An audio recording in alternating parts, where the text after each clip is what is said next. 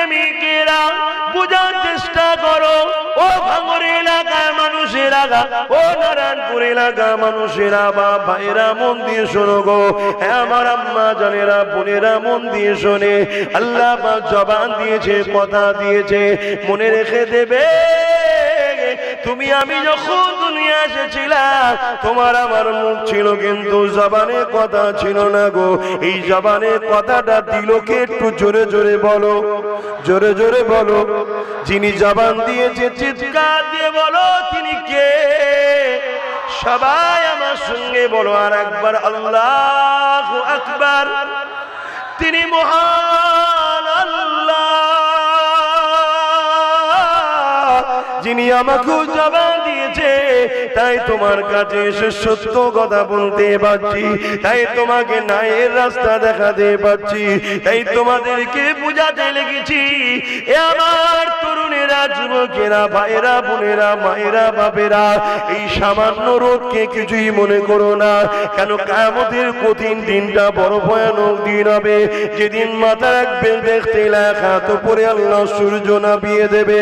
ওই দিন কোনো গাছ থাকবে না, ওই দিন কোনো ছায়া থাকবে না, ওই দিন তোমার আমার কি দশাটা হবে। এই সামান্য রোদে যদি এত বাঁচার চেষ্টা করো, তাহলে কিয়ামতের দিনের জন্য কেন চেষ্টা করছো না?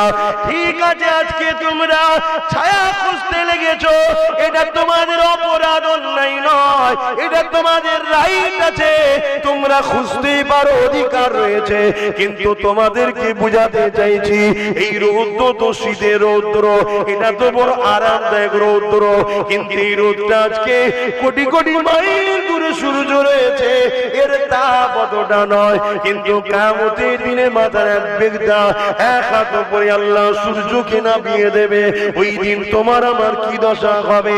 মাথার খেনেগুলোকে নাক দিয়ে গলে গলে ঝরে ঝরে পড়বে। ওই দিন তোমার আমার কি অবস্থাটা হবে?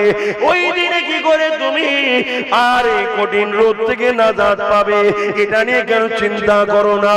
ওই দিন নাজাত পেতে গেলে আল্লাহ নবীর খায়হা নবী পাকের না বলতে হবে, মা বাপকে ভালোবাসতে হবে, বড়দের সম্মান করতে হবে, আল্লাহর ওলিদেরকে পেয়ার করতে হবে, ওলির বাচ্চাদেরকে সম্মান করতে হবে, শরীফুন নসবদেরকে মহব্বত করতে হবে।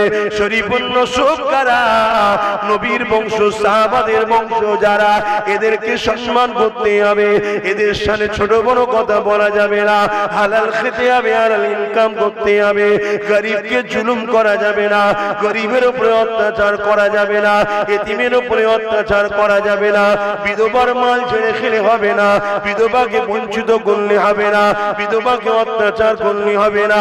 এ যুবক, অন্যায় যদি তুমি না করো, যারা অন্যায় করবে তাদের সঙ্গে দল করা যাবে না, যাবে না, যাবে না।